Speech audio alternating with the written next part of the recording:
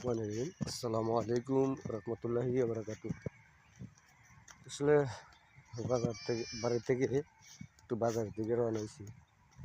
তো ভাবলাম যে সকল বন্ধুদের একটি ভিডিও উপহার দেই, সবাই ভিডিওটি দেখুন। আসলে এটা আমরা আমাদের গ্রামের সবুজ শ্যামল অপরূপ, খুব সুন্দর। তো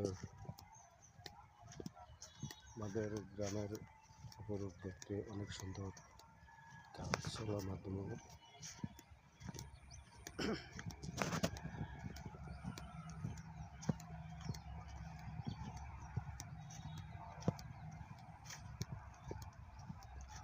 আসলে